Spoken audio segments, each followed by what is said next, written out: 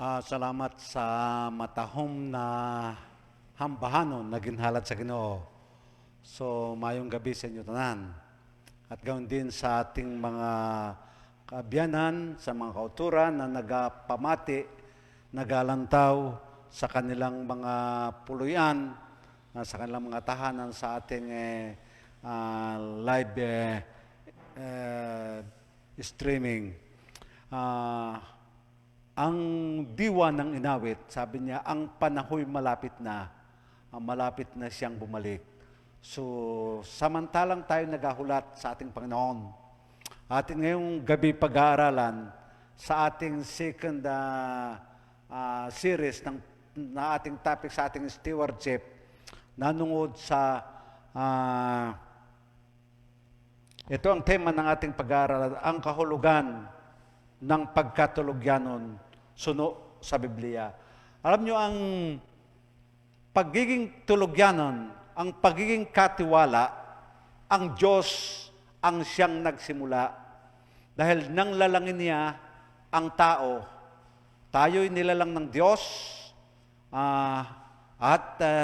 dapat ay tayo'y pag-aari ng Diyos sa ating mga sarili. Kaya dapat ay maging mabuti tayong katiwala dahil ito'y lahat ay pag-aari ng Diyos. Maging ang ating mga talento, maging ang ating mga panahon, ang time, ay maging ang ating mga pananalapi, ang ating mga lahat ng pagkabutang ay pag-aari ng Diyos. Dahil ang Diyos ang nagbigay ng initiation, siya ang nagsimula sa pagiging mabuting katiwala tayo, dahil tayo bilang iglesia, tayo ang katawan at si Kristo ang siyang ulo. Kaya hindi po pwedeng paghiwalayin ang ulo at ang katawan. Kaya bilang mga katawan, bilang mga miyembro ng iglesia, dahil tayo ang katawan, dapat maintindihan natin kung paano tayo maging mabuting mga tulogyanan. Diri sa ating lektura, mayroon ditong siyam na mga pamamagi na dapat nating maintindihan ang pagiging tulogyanan. Una, ang Diyos ang manunuga. Siya ang manlalalang. Sa Genesis pa lang, Genesis 1:1, sabi dito, at sa pasimulay nilalang ng Diyos ang langit at ang lupa. So, siya ang may lalang ng lahat ng bagay. Nilalang niya ang langit at ang lupa at ipinagkaloob sa pangangasiwa sa ating mga naunang mga ninuno. Kasi pagkatapos niyang lalangin ang mga langit at ang lupa, sa Genesis 1:27 sabi, at nilalang ng Diyos ang tao, mga lalaki at babae, sang-ayon sa kanyang wangis. So, ang Diyos ang siyang manlalalang. Yun ang unang dapat nating maintindihan, na tayo ay nilalang ng Diyos. At ang pangalawa, sabi dito, ang Diyos ang mahinatagon. Siya ang nagbibigay, mahinatagon. Nga man, mapapansin, pagkatapos ng paglalang, ipinagkaloob niya sa ating naunang mga ninuno ang sanlibutan. Nilalang niyang sa Eden at binigyan siya ng kapamahalaan. So, binigyan niya ang kapamahalaan sa ating mga naunang mga ninuno. So, basahin natin sa Genesis, sabi ito, Genesis 2:8. Ang sabi dito, at naglagay ang Panginoon sa labas ng isang naglagay ang Panginoon ng isang lugar sa Eden, at sa dakong silanganan ay nilagay niya sa kanyang mga nilalang. Dito pa lang pinapahiwatig na ang Diyos ay siyang naglagay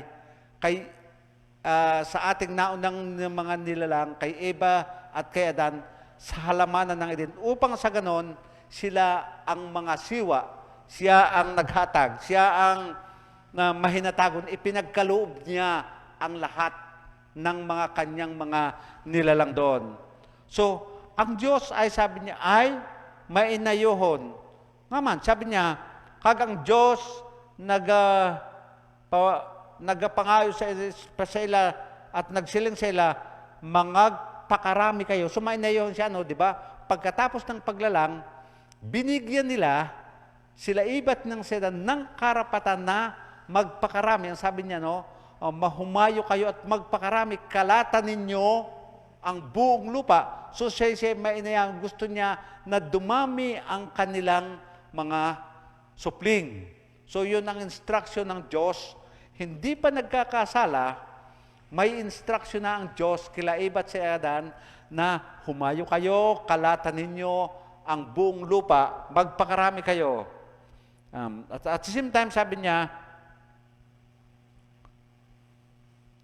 at pang-apat, ang Diyos ay mainangtanon. Siya ang sabi dito sa Genesis 1:26, sabi, lalangin natin ang tao sang-ayon sa ating wangis. So tayo ay nilalang ng Diyos na kawangis niya. So yan ang isa sa mga doon. Lalangin natin ang tao sang-ayon sa ating wangis. At sabi niya, ang Ginoong Diyos ay nagkuha sang tao.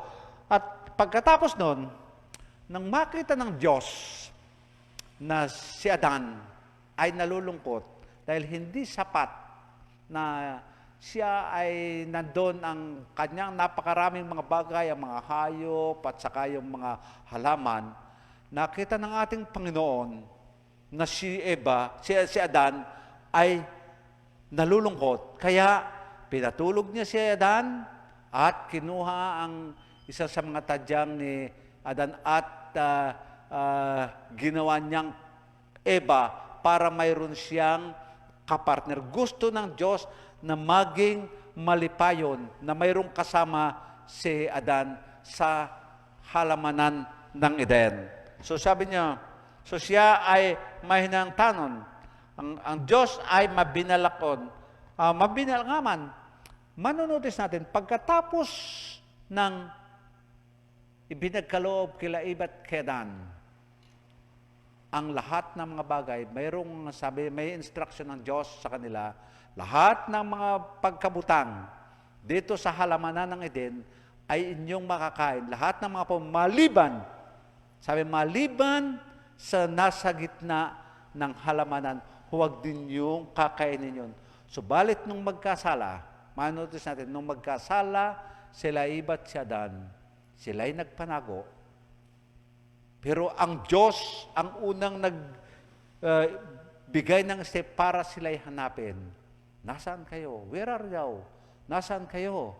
Oh. So siya ang gumawa ng unang paraan para sa mga taong nawaglit ay manumbalik. So kaya siya sabi dito, ang Diyos ay mabinalakon siya. Nabalaka siya na concern ng ating Panginoong Diyos sa kalagayan nila Eva at Adan nung sila'y magkasala. Kaya siya ang gumawa ng unang hakbang para sila ay mapalapit. At ang Diyos, pagkatapos ng manonood sa atin, ay dahilan sa kanyang concern sa katauhan, pinadala niya ang kanyang bugtong na anak, sa Ginoong Hesus, para iligtas tayo sa ating mga kasalanan. At ito isang prophecies na sabi niya, siya ay isinilang, sabi niya, para iligtas ang mga nagkasala. At siya, sabi niya, siya rin, sabi niya, ay mahigugmaon. Manonotice natin, kahit na gaano ang kasalanan ng mga tao, pero gano'n na lang ang concern sa atin ng ating Panginoon Diyos. Ng ating Panginoon, sabi niya, ipinadala ng Diyos ang kanyang bugtong na anak. Sabi niya, John 3:16, for God so loved the world that He gave His only begotten Son, that whosoever believeth in Him should not perish, but have an everlasting life. Ganon kalaki ang paghigugma sa atin ng ating Panginoong Diyos. Mahal niya tayo. Kaya pinadala ang kanyang bugtong na anak upang sa ganoon magkaroon tayo ng buhay ng walang hanggan. Kaya sabi dito, no, ang biblical principle, ang pagkatulogyanan, isa sa sabat sang paghigugma, sang nagikan sa tagipusoon, sang tao, sa gugma sang Diyos. So, bilang mga tulogyanan, bilang mga katiwala, dapat natin, sabi niya, isa sa mga, dapat tayo siyang magkaroon ng isang mabuting relasyon, maging tapat tayong mga katiwala ng Diyos. Manunotice natin, doon sa parable ng talento, sa parable of the talent, sinulat sa John, sabi niya, doon ang tao ay binigyan ng iba't ibang uri ng talento.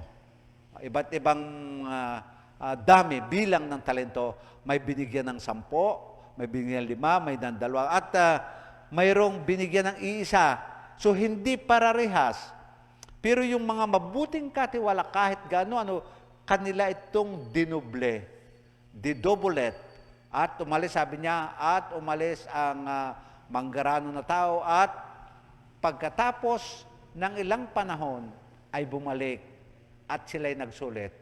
Yung binigyan ng 5 talento, nagsulit siya, sabi ito, dinoble ko. Sabi, ganun, sabi niya, at pinuri siya ng ating Panginoon. Yung 2 talento, dinoble niya. Pero yung isa, dahil siya'y hindi mabuting katiwala, ayaw niyang malugi, itinago niya. Kaya nga ang nangyari, yung kanyang nag-iisang kinuha sa kanya. So, isang halimbawa, ito'y nagpapatunay na tayo bilang mga anak ng Diyos, dahil tayo ay pag-aari ng Diyos. Una, sabi ko sa ating tayo pag-aari ng Diyos dahil tayo ay nilalang ng Diyos. God owns us by creation. Sa paglalang, nilalang tayo ng Diyos. Kaya tayo ay pag-aari ng Diyos. God owns us by redemption. Gintubos tayo niya. Kaya dapat kita'y maging mabuting mga katiwala. Alam niyo ba, sa maraming mga tao sa kabila ng kanilang kapigaduhon, sila'y tapat na nagtitiwala sa Diyos at hindi sila pinababayaan. Kasi sila'y nagasalig na ang Diyos ang tagiya sang tanan. Kung kita ay magasalig na ang Diyos ang siyang tagiya sang tanan, hindi niya tayo pababayaan. Dahil lahat ng mga bagay ay siya kasi ang may-ari. Kaya ito'y ipagkakaloob sa atin. Kaya sabi ito, tayo ay mga tulogyanan. Ang biblical principle sa pagkatulogyan, isa ka bagay sang pagkamatutom kag salabton sa Diyos. And ang isa pang sa mga dapat natin, ang pagkatulogyan, isa ka ginawi sang kabuhi sa pag-alagad. So, ang pagiging tulogyanan, ang pagiging katiwala, kasi tayong mga katiwala, siguro kung nakakita kayo, siyempre, you observe today, yung mga may malalaking lupahin, mayroon silang nag-a-assign ng mga overseer, mga katiwala. Sila kasi dapat mga faithful servant sila. I was in Negros for several years. Diyan malalawak ang mga asyenda, kahit dito sa Panay o sa ibang mga lugar. Sila'y nag-a-assign ng mga katiwala diyan sa mga kanilang pagkabutang. At sila'y, yung mga katiwala dapat ay maging faithful. Dahil sila, ang trabaho nila ay mga siwa sa pag-aari ng manggaranon. At pagbalik ng manggaranon, isipin nagsusulit nila, ito ang maging honest sila sa kanilang mga trabaho. Mayroon ngang mga, di ba, mayroon isang mga, I think I see this sa mga video minsan, mayroon na sabi niya isang imol. Mayroon tapos wala siyang makain, hirap na hirap, pero mayroong isang manggaranon. Ang sabi sa kanya, kung gusto mo, sumama ka sa akin at tutulungan ko ikaw, kakapitalan ko ikaw, sabi niya, ay mamanage mo ang aking propiedad. So sumama siya, minanage niya ang at ang gagawin mo lang ay ibibigay mo sa akin ng 10%. Sabi mo, partner tayo. Sabi niya, sa iyo ang 10%, sa akin ang 90%. At pagkatapos nun, pero napalago niya ang negosyo nung isang mayaman. Pero nung bandang huli, sabi niya, tika, ako lahat ang nagangasiwa. Sabi niya, ako lahat ang doon. Bakit ko pa siya bibigyan? So, bandang huli, hindi niya binigyan yung may-ari ng kapital. So, nung malaman ng ang ginawa nung may-ari ng later kinuha na sa kanyang lahat. Hindi siya naging mabuting kapartner. Hindi siya naging mabuting katiwala. Sa ating buhay Kristiyano, tayo sabi niya, pag-aari ng Diyos, dapat sabi niya, maging mabuti kitang mga tulugyanan. Una, sabi ito, ang tulugyanan ay dapat maging lifestyle. Maging dapat everyday lifestyle natin ang mga pagkatulugyanan. Sabi dito sa ating lektura, ang sabi dito, ang pagkatulugyanan amo ang isa ka commitment sa ng pagkaginoo ni Kristo. So dapat ito, sabi niya, isang commitment natin bilang mga Kristiyano, bilang pag-aari ng Diyos. Dapat maging commitment natin ang pagiging tulugyanan. Another one, sabi niya ito, ang pagkatulugyanan, sabi niya, kapahayagan sang atong pakikipagsosyo sa Diyos. Ito'y nagpapatunay na bilang mga tulugyanan, bilang mga katiwala, good steward, ito'y nagpapahayag sa atin na mayroon tayong partnership with God. Isa partnership with God. Maraming mga tao ang naging matutom sa pakikipagpartner sa Diyos at naging successful ang kanilang pangabuhi. Pero yung iba ay kinalilimutan ang kapartner. When we make God as our partner, I assure you, hindi ka pababayaan ng Diyos. Siya ang may-ari ng lahat. Siya ang, sabi niya, siya ang may-ari ng sanlibutan. At hindi niya tayo pababayaan. So, it is a commitment. It is, sabi niya, bukod sa commitment, ito ay nagpapatunay na tayo ay mabuting kapartner ng Diyos. At the same time, ang pagtulog yan ay pagsabat sang tumulo sa gugma sang Diyos. Ito ay ang pagkatulog yan ay ang pagkilala sang bugay sang Diyos. So ito ay pagkilala ng grasya sang Diyos, ang pagiging mabuting katiwala. Kinakailangan tayo maging, sabi niya, good steward, maayong tulugyanan. Kasi pamanage lang sa atin ang ating mga talento, ang ating kabuhi. Tanan-tanan, pamanage lang sa atin iyan sang Ginoo. Sa una, mayroon ditong ginambal ang old concept.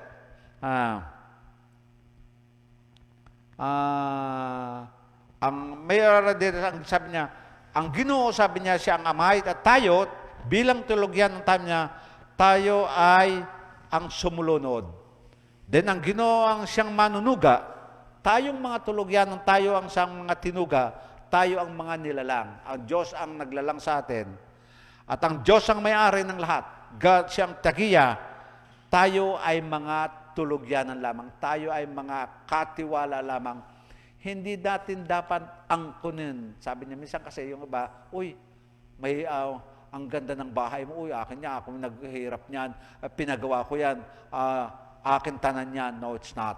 Ayan ay sa Diyos.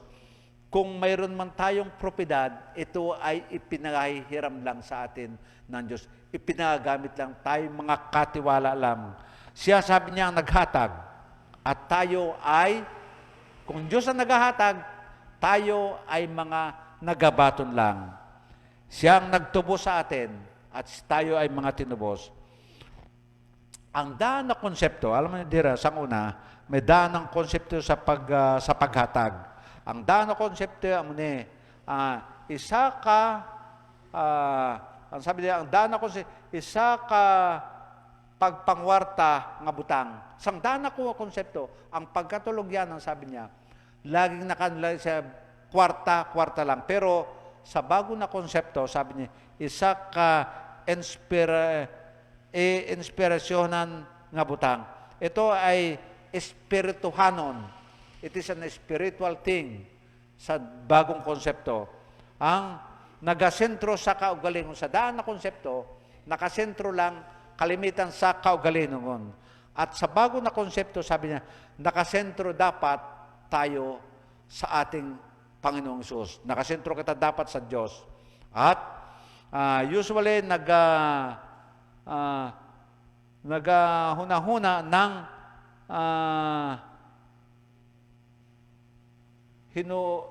binuhatan. Ang usually naghahuna-huna sa mga binuhatan. Nakapokus sa mga binuhatan. Pero sa bagong na konsepto, sabi niya, naghahuna-huna sang bugay. At sometimes they focus na low at sa mga works nila. But today, dapat nakapokus kita sa bugay sang Diyos. At sang daan nag-emphasis sang obligasyon. Sometimes obligasyon, pero sa bagong konsepto, emphasis kita sa pagkaginoo. So, nakapokus kita sa ating Panginoong Hesus. At sang una, nakapokus kita sa mga maintenance. But today, naghahatag kita para sa buluhaton sang Ginoo. May mga suggestion dire sa ating mga systematic na paghatag. Di ba sabi to? Una, dapat nakaplano. We need to plan our giving. Sa ating mga manunitisan sa mga membro na iglesia, mayroon kita diyang mga envelope, mayroon diyang one offering plan. Kaya dapat nakaplano ang paghatag. Sabi to, magsugod dyan sa tapos na mabalik ang ikapulo. Pagkatapos ng ikapulo, alam mo ikapulo, hindi natin hatag yan eh. Minsan kasi nagkakaroon ng maling konsepto yung iba. Naghatag ako ng ikapulo. No, it's not. Yan ay partnership with God. Yan ay sa Ginoo. Kaya dapat pagkatapos ng ikapulo, yung paghatag, iplano natin sa magkaroon sabi ng one offering plan. Dapat nakaplano ang paghatag. Matapos nating ilagay ang kapulo, i-separate natin, ito ang dapat nating ihatag. It's offering. And nag-aaman ang ligwa sa proyekto. Kung may mga proyekto kita, dapat magkaroon tayo ng specific plan. Magbulig kita. At nag-hangop sang global kag local na kinahanglan. Meron kitang global na mga offering at meron din kitang mga local offering. At sa ganitong paraan, magkaroon sabi niya regular na paghatag. So, yun ang isa sa mga dapat nating maintindihan. So, ngayong gabi, siguro na nagkaroon na tayo ng a little idea kung paano ang systematic na paghatag. Dumdumo natin na ngayon ang Diyos, una sabi nyo, ang Diyos ang siyang manunuga. Dapat maisakabuhayan natin, maisip natin sa tuwi-tuwi na ng Diyos ang siyang may lalang ng lahat ng bagay. Ang Diyos ay mahinatagon. Pangatlo, ang Diyos may inayuhon. Then ang Diyos may nangtanon. Ang Diyos mabinalakon. And ang Diyos manluluwas. Pinaagi kay Ginoong Hesus. Ang Diyos mahigugmaon. Sabi niya, and ang Diyos, ang pagkatulogyanon, isa na ginawi sa ating kabut. Dapat ito ay maging lifestyle natin. So, to conclude, sabi dito, ang pagkatulogyanon, isa ka ginawi sa pagkabuhi sa isa ka tawo nga may buhi nga relasyon kay Ginoo. Ginbaton niya ang pagka-Ginoo ni Kristo kag nagalak upod sa Dios kag nagpangabudlay bilang iya nga ahente sa praktikal na bulahaton sang Dios sa kalibutan. So, dito sa ating lektura, manunotice natin na dapat kita'y maging faithful steward tungod sa sa ating kahimtangan today. We are nearing home na, malapit na tayo sa puluyan na prepare sa atin ng ating Panginoon. Kung sang mga nagligad ng mga tinuig, hindi kita naging faithful steward, ngayon na ang tion para kita ay maging faithful na tulugyanan ng ating Panginoon. May God bless us.